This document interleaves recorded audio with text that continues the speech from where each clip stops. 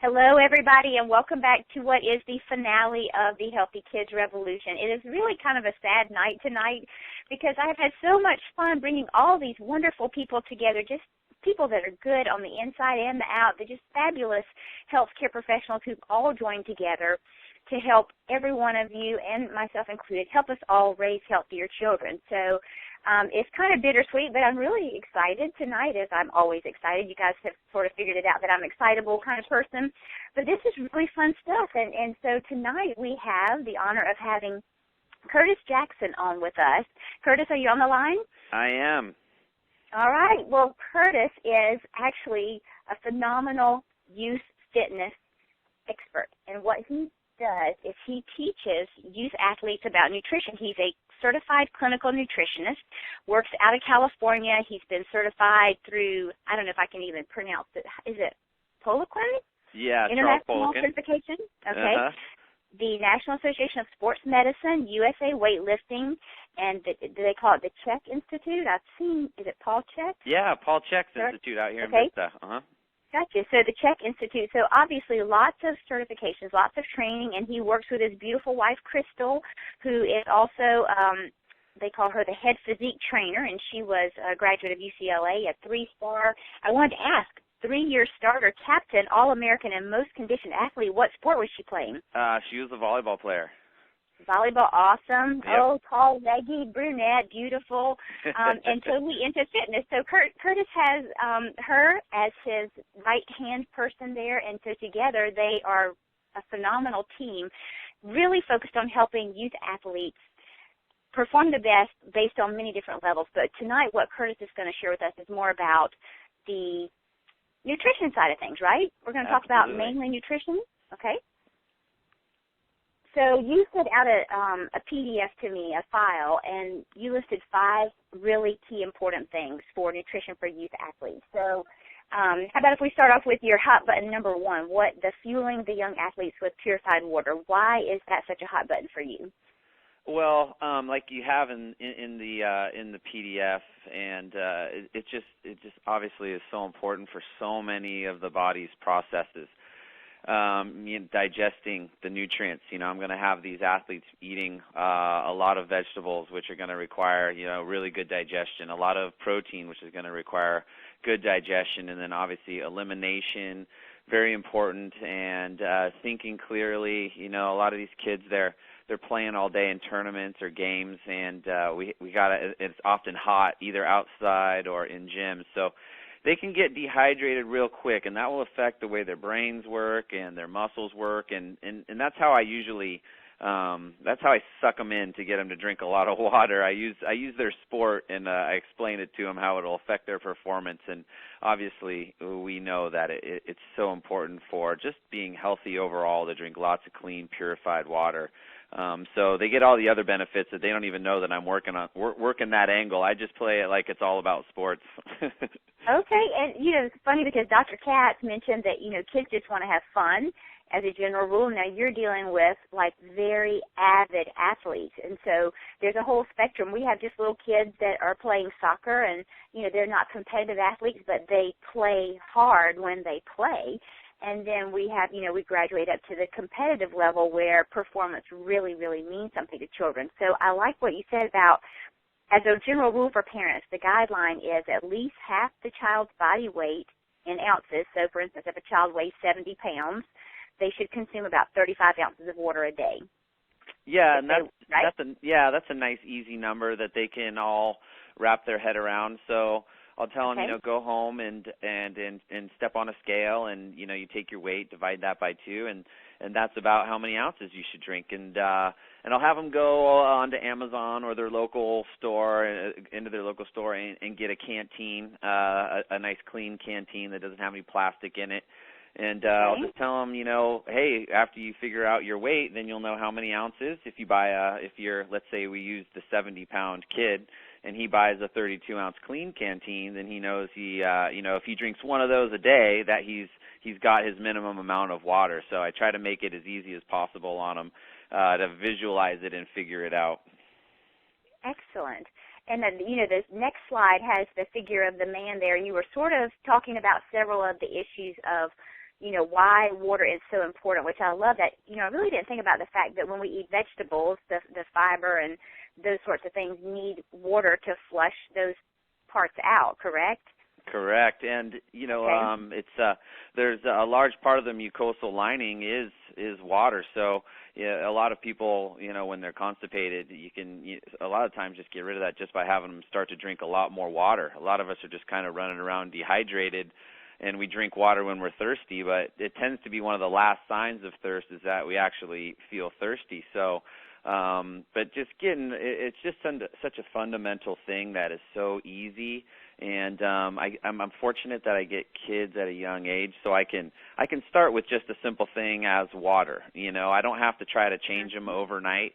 And a lot of them come in worried that I'm going to take away all their good food and everything like that. And they're actually very relieved to find out that maybe the first thing we work on is just drinking more water, and then we can kind of build from there because they start to trust you that you're not going to take away all their fun foods. And I'm all about giving stuff. I try to never talk about taking stuff away. I just try to weed stuff out. So getting a kid to drink that much water is often a chore for them, and it's hard. And then what it does is it squeezes out a lot of the other, real sugary stuff. Sodas start to they reduce the amount of sodas that they're drinking and high sugar juices and stuff like that. So I'm working a lot of different angles just by adding in the water.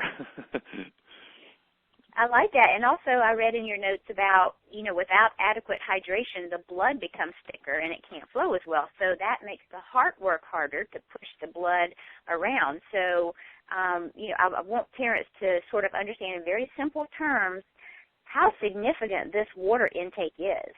And the other thing that I think is pretty clever of you is you mentioned in this sheet that I guess when people sign up, it should be in your book, right? The ebook that you have, Elite Nutrition for Youth Athletes, it talks about having that first glass of purified water first thing in the morning before anything else, because they've been, without anything to drink during their sleep period. So obviously there's a little bit of dehydration probably that's occurred over the night while they've been asleep. But I like how you point out that if you get 1 to 2 glasses of cold purified water in these children first thing in the morning, they're already, maybe halfway to their goal, or at least a third of the way to their goal of total daily water intake. Yeah, and so there's a good reason to get it in right in the morning. Yeah, and it also I keep talking about how many angles I use here, but it also actually helps stimulate appetite as well. So a lot of athletes, they'll come in, especially females, they'll come in and they'll just say, I'm just not real hungry, so they won't eat until noon, which in case they're going like 18 hours in between meals. Ooh. And so I'll tell them, all right, well, all I want you to do is have that glass of water, and then pretty soon they start coming in and they're telling me actually that it stimulates their hunger. And my little theory on that is that it's starting to stimulate the enzymes that need hydration to be activated for digestion, and you're starting to stimulate movement in the GI tract and all that. So that's a nice little trick for all the parents out there that might have athletes or kids, anybody, a husband or a wife that just doesn't seem to be hungry in the morning. Right, and what is so cool is that we're talking about the children, and on the backside, really the goal is to help all you parents as well. I mean, I know the premise is to focus on your children, because that's what parents do. They really will focus more on their children than on themselves. But if you are learning what you need to do for your children, you're also learning what you need to do for yourself. And you, as a parent, are the role model. And so if you wake up and have your glass of water and the whole family makes it a point, everybody has their fresh glass of water to start their morning, then, everybody in the whole family is getting healthy, not just the child. So I love that. Yeah, that's critical too. Here. The research is pretty clear on that too, that kids just tend to do what their parents do. If their parents exercise a lot, there's a much greater chance that the kids are going to exercise a lot and eat well, and vice versa. If the parents aren't eating well and they're not exercising, there's a much greater chance that the kid's going to be overweight and obese. So we like to the PDF that people are going to go on the website or the ebook, I should say, that is actually all the parents' homework when they come in. So I give the parents much more homework than the kids on the first day. I tell them, look, I'm going to be working on your kid from my end, and then you're going to start putting the good food in the house, and you're going to be doing it a lot more subtly. I'm going to be telling them what to do, but you're going to start bringing in the good food and changing your habits. So it's really cool because we also get some of the kids' parents in working out as they start to feel better, and it's very often that actually a parent will come in and be like, hey, I just did what you told my kid to do, and I've lost 30 pounds. So exactly, and that's the beauty. That is so beautiful that it's a win-win for everybody. So exactly. I love that. And, I read one more key point that I think is really important, talking about the electrolytes and how you recommend. Can you tell us what your recommendation is there? What do we need to add to our water for these young athletes? Yeah, a real cheap way to get your electrolytes into your water is just to get some colored salt, one that hasn't been processed at all. So you have the 4 that I recommend are the Celtic gray sea salt, the pink Himalayan salt, black or red Hawaiian salt. And just a pinch into the water bottle, and it shouldn't be salty. If it tastes salty, then that's too much. And that'll be pretty much good enough to get your daily allowance for electrolytes just by adding that small pinch into each little bottle of water. And that's an $8 bag of salt might seem expensive right up front, but that bag of salt's going to last you 6 months at just a pinch a day. So it's not really that expensive in the long run. Right, and you're giving children critical electrolytes versus, I know we've talked about Gatorade, and I don't want Gatorade and Powerade to come and, try to run Carmen Johnson over with their truck to deliver all those artificial colors and chemicals, but it was interesting that you noted out that Gatorade actually started out as a tonic of lime and this salt, the sea salt, before they got crazy adding in all the junk. Yeah, I mean, for those of us out there that are old enough that remember, Gatorade used to actually kind of be salty, and it was in the little glass bottles, and it was just kind of a salty concoction, lemonade kind of concoction. It was still sweet, but so that's also, I'll also have them add a little squeeze of lime. And that's actually a little trick I learned from Charles Poliquin, who has trained many gold medalists over the years, and that's to add the lime to help alkalize the body, because exercise in itself is actually fairly acidic. So you can alkalize the body with the lime, keep the electrolytes flowing with the salt, and then actually that will help keep the muscles firing better, and especially fast twitch muscle fibers, which most jumpers and sprinters and runners are using a lot of.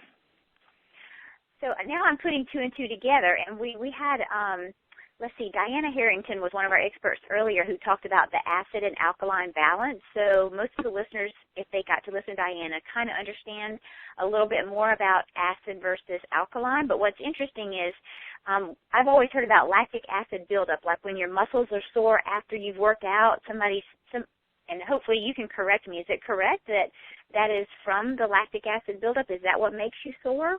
That is partly what makes you sore, and it also what lingers in your muscles and makes them fatigued, and why you can't reproduce the same effort more than once. So if you are alkalizing with the minerals that are in the salt, and you're alkalizing with the lime, then you can help buffer that acidity and go longer and reproduce the same strength or the same speed time after time.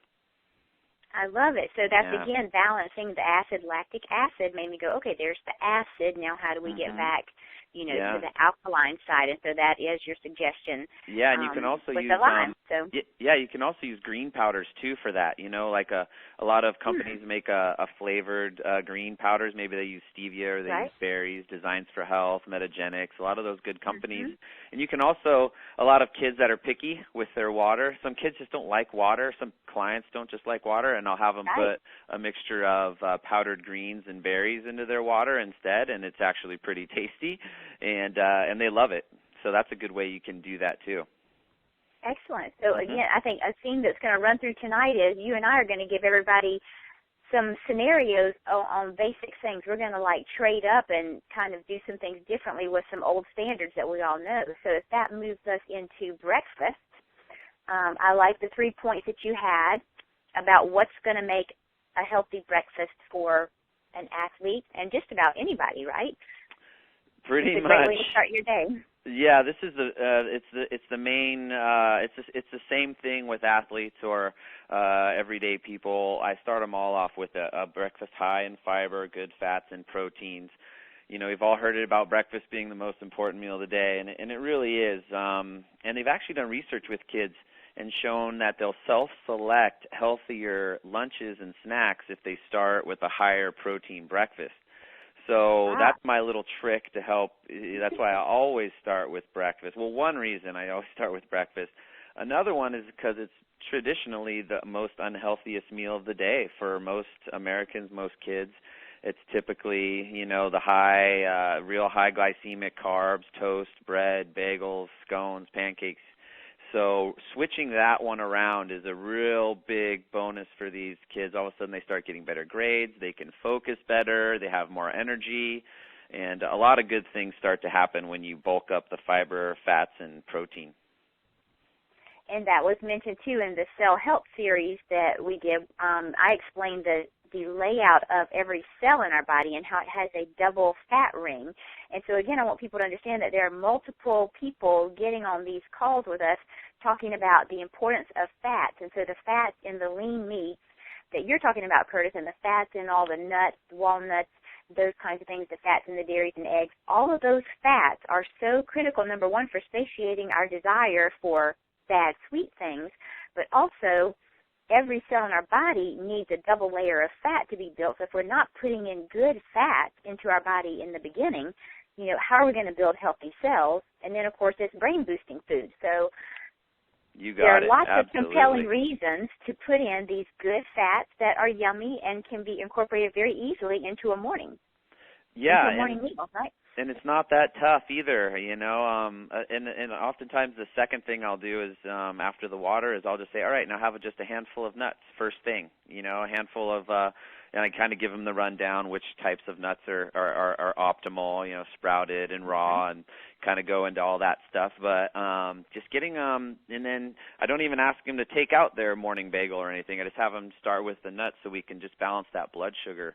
But you said it, you know, for the brain, the skin, the heart, you know, especially grass-fed meats and grass-fed butters and all that good pastured eggs and all that good stuff. Coconut oil is another one of my favorites.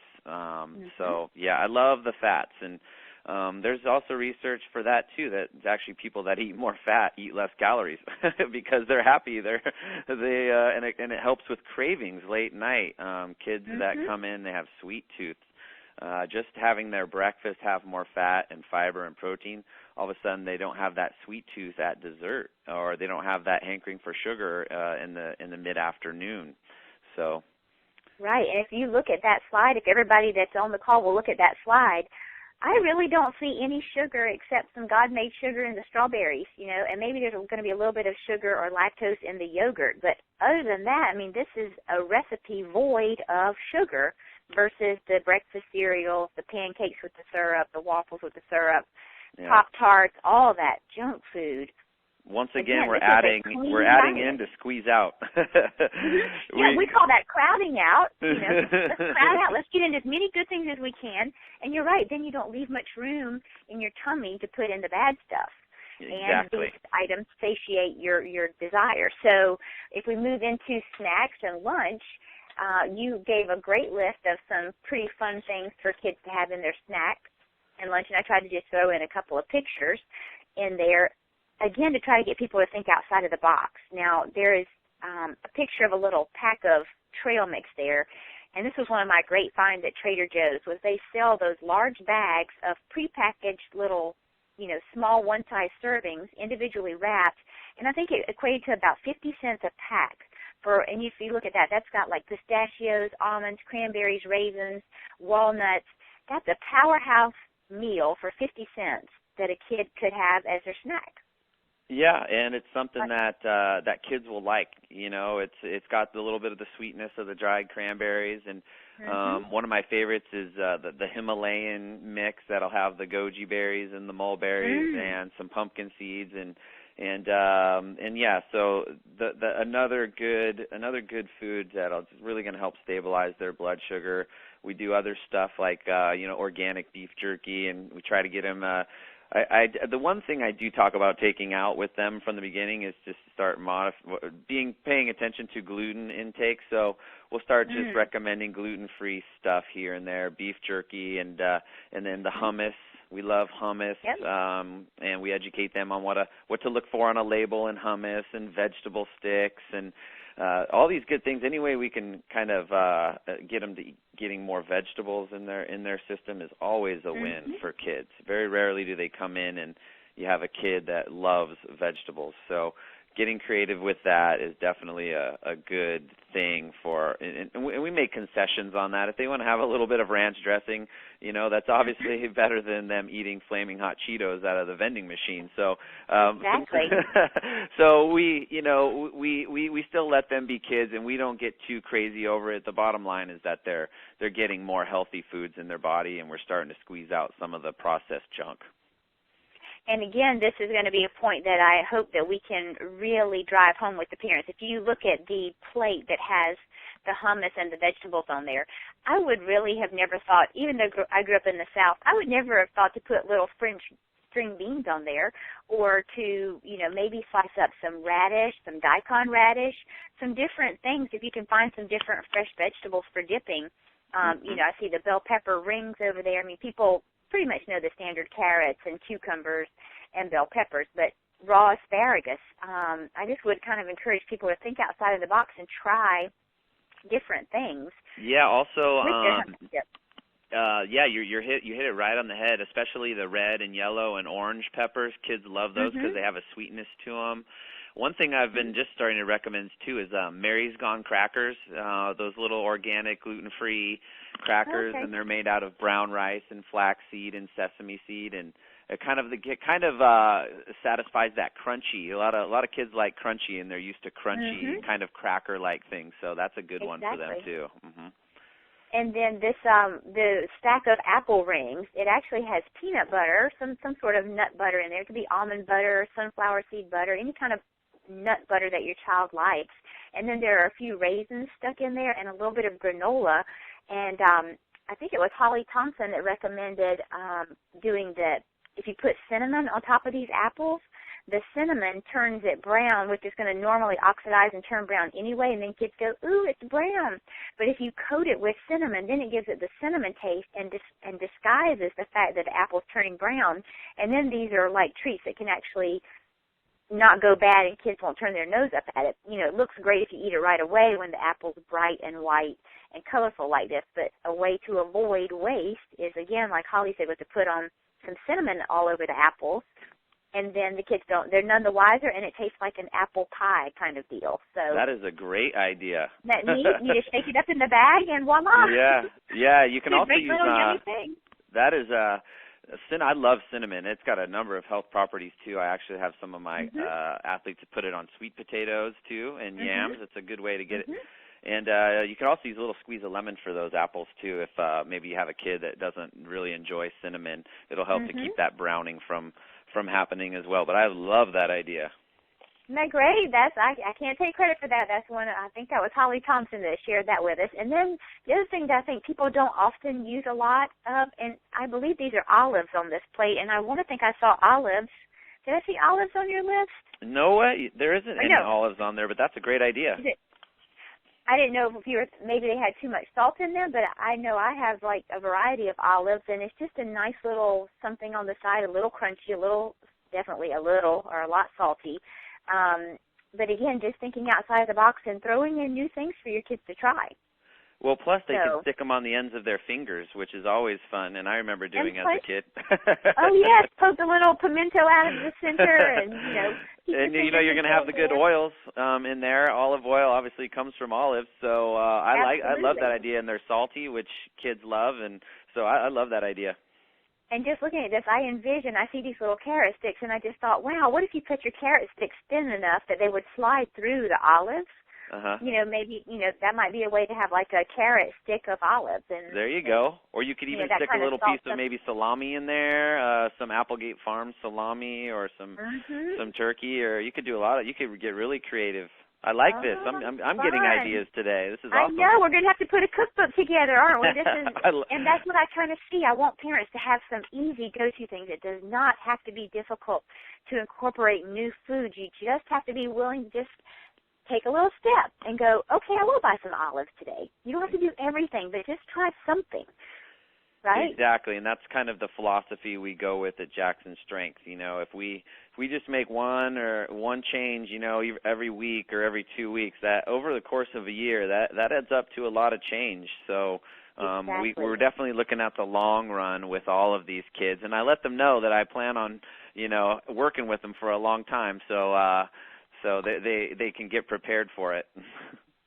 And I think if parents can understand that this is not a race, getting to optimal health is not a race. It is an everyday step forward to a destination of being healthy, but I don't want people to think it's a race and how fast can I get all this done, because then they'll get frustrated because there's no way to be perfect. And I think Lisa Consiglio-Ryan talked about relative balance, you know, relative everything in moderation. You know, don't go crazy, but again, take these steps, whichever ones you feel like you can implement, and then that leads me to the next step, which I kind of threw this in as a surprise for you, was I saw deviled eggs on your sheet, and I just went to the grocery store the other day. A friend of mine who loves to cook introduced me to deviled eggs with caviar on top. And, of course, growing up in rural South, I didn't even know what caviar was. I had never had caviar until probably about 7 or 8 years ago. But it's wonderful to take a little dollop of red caviar or the black caviar. You can find little small jars of it in the grocery store. And it's, you know, it's expensive. It's about $10 for a little tiny glass jar of caviar. But you just put a couple of those little fish eggs on top of the deviled eggs, and it makes for a wonderful salty punch to the deviled egg. And I thought, I bet everybody on the line, when they see deviled eggs, they just think of what your grandma made for Thanksgiving on a plate. It's the white egg half with the little yellow stuff, and maybe somebody threw some paprika on there. But if you look at this visual that's on the slide of all the cool things you could do, you could make little pee-pee chickens out of it. There's one with bacon and sliced avocado on top of your egg, of the deviled egg. Then somebody made an owl with little olives and a little slice of a carrot, and then maybe those are mint leaves on the side. Then you go over and you stick if you had shrimp last night and you had some deviled eggs, you could stick one cooked shrimp in the deviled egg. I never would have thought of this, and I only thought about the fish roe, or the caviar. But again, if folks will just look at this, you could put a little slice of leftover steak from last night and twirl it on there with maybe a little piece of mint or cilantro. You know, they made the spiders on these deviled eggs out of olives.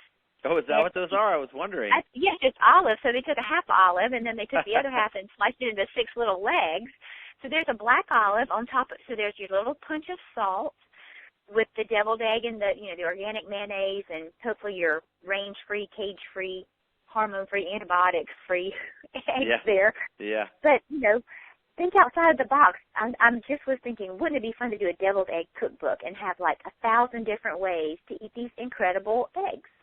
Yeah, and I like the avocado too, because then you're gonna get some good fats in there, and maybe not have to use as much maybe mayonnaise, which tends to not be the healthiest fats.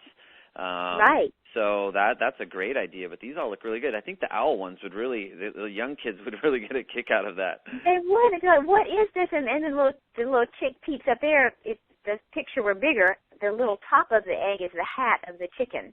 And so the little chicken, the little yellow face, and then you've got the little olives for the eyes, but then the little chick has a little white hat like he's popping out of the egg. This is a little time consuming, but it's fun, and if you can enjoy the food, all the better. And then I think, Curtis, down in the bottom right, those little eggs in the yellow and orange and green cups, those are actually, the filling is green. So I'm anticipating that what they did is they took the egg yolk and did what you thought with the avocado. Maybe. Then it becomes a green dip. And you're right, you gave a good fat from the avocado versus having to use a mayonnaise. So yeah, anyway, we can get kids more to eat these good yolks. It's just it's a practical multivitamin, and there's so many people out there throwing them away. It's just crazy. But love eggs, hard-boiled eggs, and salt, and and deviled eggs. All these are awesome options for kids and adults alike for snacks or even at dinner. You know, I have kids that they love it. They'll just tell me, oh, I ate like 6 deviled eggs in a salad. It's like, yeah, I'll take it. And the other cool thing I saw when I was putting this slide together was someone had saved the egg carton and put the deviled eggs back inside the egg carton as a carrying crate. So you could take it to the soccer field or the lacrosse field, and kids come off for a minute and they want a little snack. You know, boom, there's a little egg crate full of little deviled eggs. Perfect. It'd be better than the typical snacks that they give them after soccer games and baseball games. A little bit of Himalayan sea salt in their water, and boom, you've got your kids, something super healthy to eat. Now we're talking. And then they're starving, and of course we come home for dinner. So if we go into the dinner mode here on your slide number 4, I did not know what you listed was so important that this is the meal that you recommend the most amount of complex carbs. So can you explain why that is? Yeah, because over the course of a long day, they will tend to deplete a lot of their muscle glycogen, which is muscle sugar, and it's our muscles' preferred source of energy when we're working out or exercising, playing in games, etc. And during the day, I'm really trying hard to stabilize their blood sugar levels, and part of that reason is because that helps them stay in the zone. You know, ask any athlete, and they'll tell you, they've been in the zone when either the hoop was 3 feet wide or the baseball seemed like it was a beach ball, and everything was just clicking. And I really feel like that has to do with steady blood sugar and adequate hydration, and a lot of factors have to come into play. But I find that when athletes eat too many carbs during the day, it can actually make them sleepy. I try to have them eat minimal amounts during the day, and then at night I really want them to load up. So like you have on the slides here, my favorites are sweet potatoes and yams and quinoa, brown rice, and nice big serving, because I actually want them to be sleepy at this point. So they go to bed and get a good night's rest, and we can replace all that lost glycogen from the day before, and they can be charged up and ready to go for the next morning, ready to start with their high-protein breakfast all over again. And this is, again, simple. We're keeping it simple, and I think the way you explained that was beautiful. And then the slide was, again, to show parents, growing up in the South, we had yams and sweet potatoes, but the only way I knew it was in a casserole with marshmallows all over the top. And so I thought it was fun to go, well, wait a minute. If you see the first photo on the left, there's little cubes of avocado. I believe there are cherry tomatoes in there. I see some caramelized onions, and this is a little mixed green salad in the middle, and then some cooked sweet potato mixed in with all the other vegetables. And then I never would have thought of a sweet potato in a taco or a burrito, but this could be like one of your maybe gluten-free little pita breads or whatnot, whatever it might be. And then they have black beans on the bottom, some sweet potatoes. So you've got, the black beans are pretty mild, don't have much flavor. Then you add in the sweet potato. You can add in cilantro, some sour cream. I never would have thought to put in sweet potatoes in something like that. Have you ever thought of that? Yeah, these are all awesome ideas, and I'm probably gonna get more out of you than you're getting out of me today, actually, because I was just talking to my wife today, and we were talking. We got to come up with something to give them some more variety, give the athletes some more variety and some ideas. And my wife's very passionate about cooking, so that's kind of our next thing. You mentioned a recipe or a cookbook, and I am into that, because these all look really good. If you have a mom that is really into cooking, she can easily make 100 different variations of all these foods. But at the same time, they are so simple to make. Brown rice, boil some water, you can make brown rice, and same with quinoa. But you can do all this stuff with quinoa. The local Whole Foods here makes a great quinoa salad, and they've got chunks of sweet potato in it, and and spinach leaves, and they do all kinds of good stuff with it. So the sky's really the limit, and these are all awesome. And I think it's important for all the listeners to also know that it's just as simple as also just putting a sweet potato into the oven for 45 minutes on 350 degrees and throwing some a pat of grass-fed butter and some sea salt on there, and you're good to go for a nice treat. Exactly. Something simple. And I think, there's like the little sliced up ones. You could bake them in the oven. And then I think those are little dollops of feta cheese. So that gives you a little bit of a bite with the plainness of the sweet potato. There's just a whole host of variety of ways to do this. And I wanted people to think outside of the box again and go, sweet potatoes are not just a clump of this orange stuff that you had at Thanksgiving. Look at it mixed in with avocados and leafy greens. Who would have thought that? Or wrap it in a tortilla, or have it in a muffin. I mean, there's lots of ways to get these complex carbs, again, like you said, at night to replenish what your athlete. And again, we're not talking about, you don't have to be an Olympic athlete. Even kids that play hard on the playground for a couple of hours a day, they are doing the same thing that trained athletes are doing. They are burning and using fuel and exercising and using their muscles, right?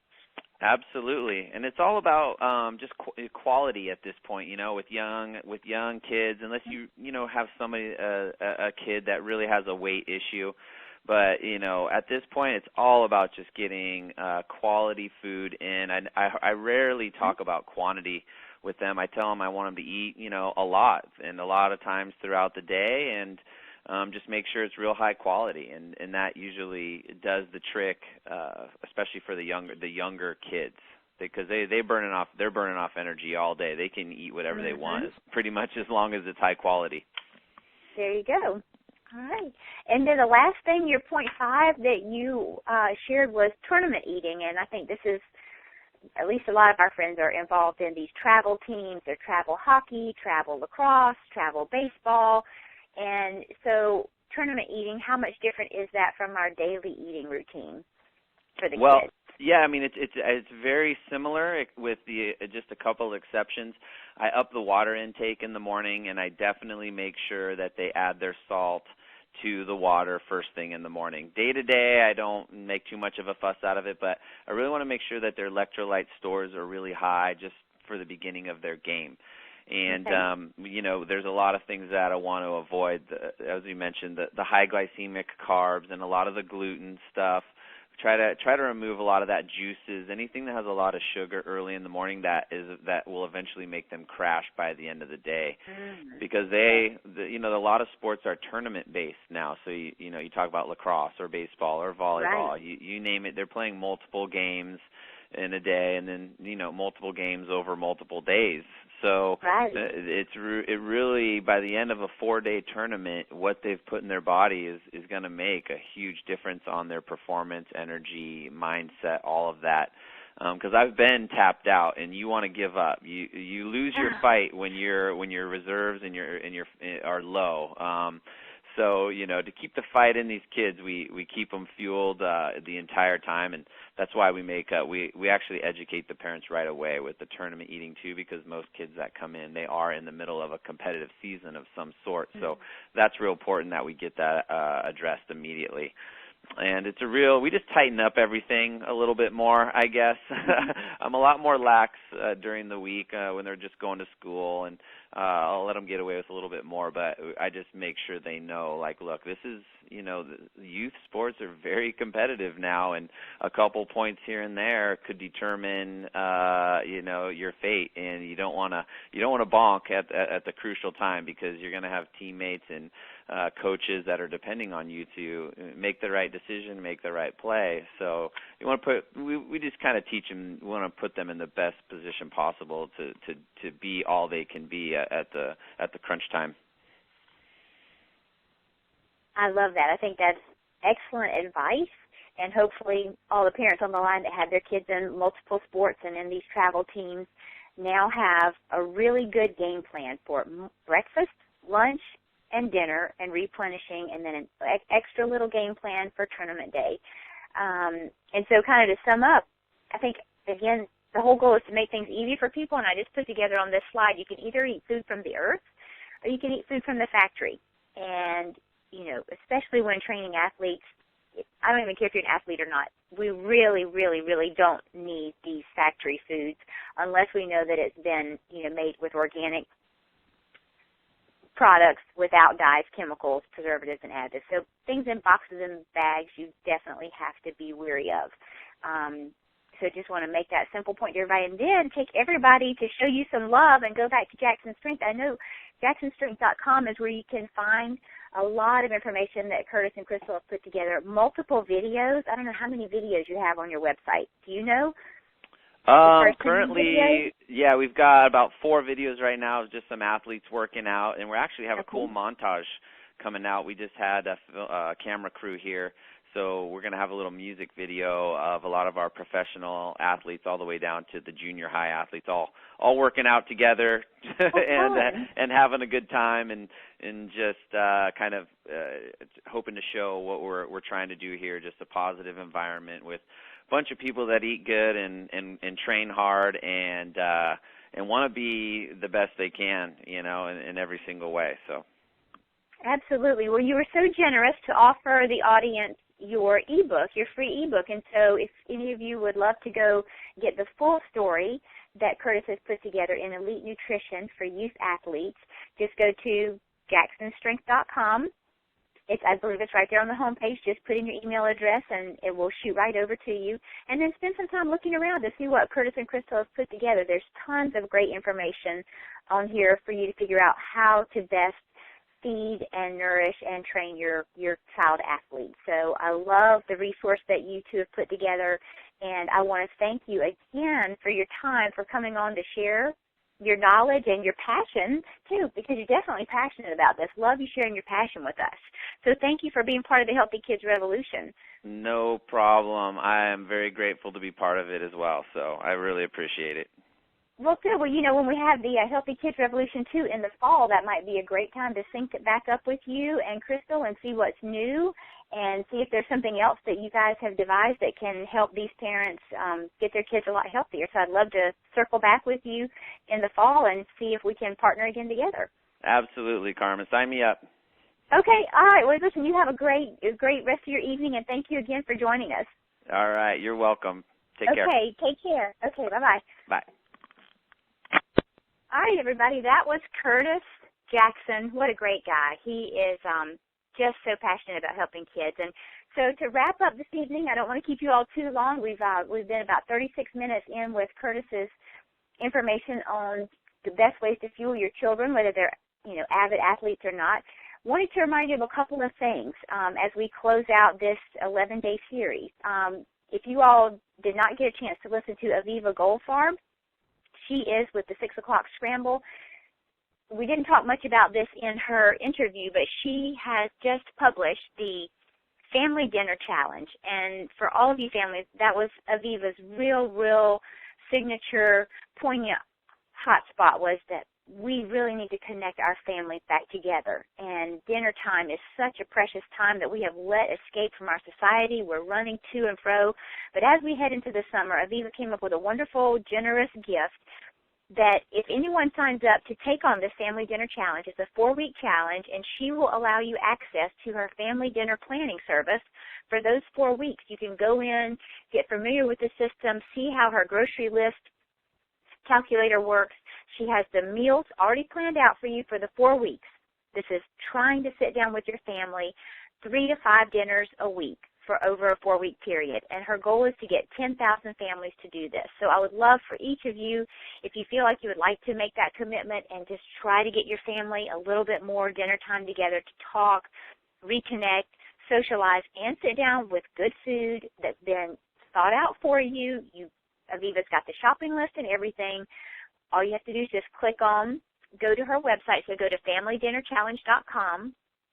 Sign up for it. Again, it's free to get her meal plans, and you're part of this challenge. So we would love to have everybody that can and will join in. Please join in for that. Lastly, I want to be able to give you a little bit of information about where to go from here, because you've been given a ton of simple information. Hopefully this has all been simple. And you may think, well, I want to step up my game. I'd like to go find a health coach.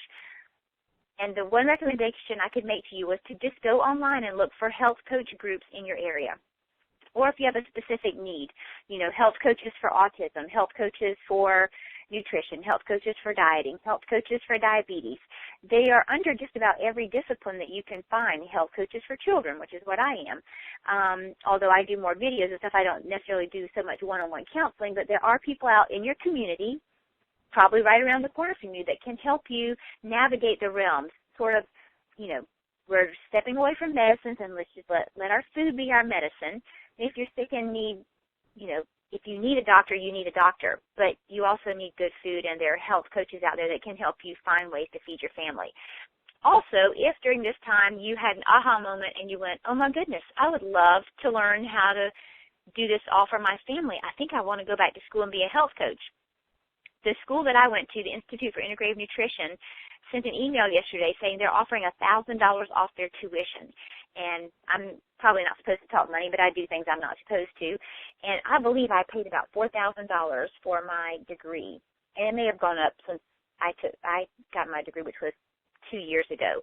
But still, they are offering $1,000 off if people register for their online course. You get an iPod or an iPad and you study independently at your home. You don't have to go anywhere, and it's a year-long program. But if anybody signs up before Memorial Day, which is next Monday, the Institute for Integrative Nutrition will give you up to $1,000 off, and then I, as an alumni, usually get a $300 referral fee for anyone that joins, and I always give that back. So if you were thinking about going back to nutrition school and had thought about Institute for Integrative Nutrition, you can get up to $1,300 back right now off the cost, which is probably almost a third of the cost of the schooling. So that's just an FYI if anybody's interested in doing that.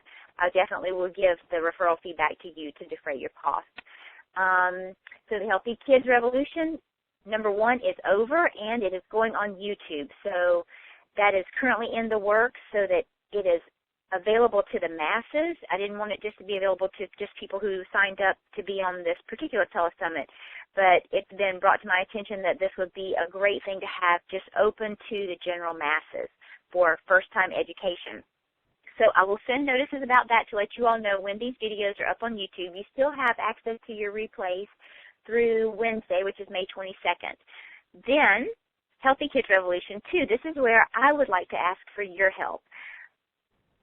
In putting all of this together, getting all the experts, again, this was a base level 1. This was, what should I call it? I will call it Cell Health 101. Let's start out at the beginning. But what I need help from you all is, tell me what you need now. That is my goal for the Healthy Kids Revolution 2, which will be airing in August. But what I would love to do is send out a survey to you all, probably about 10 questions, and you can expect that survey to come out next Saturday. But if you would all please do me the favor of answering that survey and telling me what you need to know now, what would be the most helpful, that's what's going to help me, and I would really, really appreciate that, because I do want to put out another series of these educational videos, all free of charge. Obviously, there's no charge for this. This is to help the masses, to help everyone figure out how to feed their kids healthy. I don't want cost to be prohibitive for people learning how to eat healthy. So lastly, the other thing that I promised to send you all was a list of free gifts. So many of our experts gave out free gifts, and don't worry about the replays going down off of the website right now. They will be up on YouTube, and what I would do, don't worry about finding the links. I want to just send you all an email that has the expert's name and the link to their free gift so that you can access that at any time. And that will probably come out to you on Tuesday, this coming Tuesday the 21st. So I just want to make sure that all the resources that were made available to you, you can go back and easily find them and tap into them at any point when you're ready to tap into them. So again, that is pretty much the end of this particular summit, and I want to thank you all so much for investing your time. I know it took time out of your busy schedule, and I know it was a lot of time, but I hope that you all gained something, many things, very valuable for your family, and what you've done is you've invested your time to improve your family's health. So, again, please go to the Facebook page and let me know what you liked, what takeaways were helpful.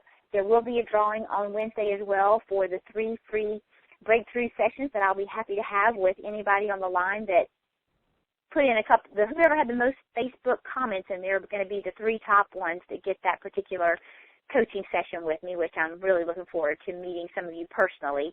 And then last but not least, to find me, if you want to find out what I do with kids, you can go to www.mindingwhatmatters.com, which you can see on the screen. Obviously, Facebook, the Healthy Kids Revolution Facebook page, please go share your thoughts and wisdom there, high fives, whatever you want to say. If there's anything negative, obviously I'm open to criticism because I want to get better at this.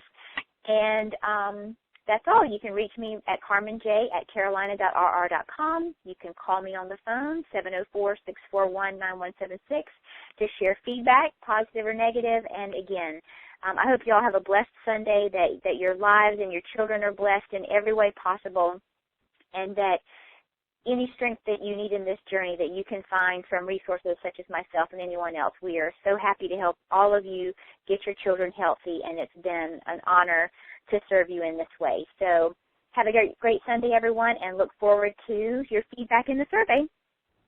It's a wrap. Thanks so much. The moderator has left the conference.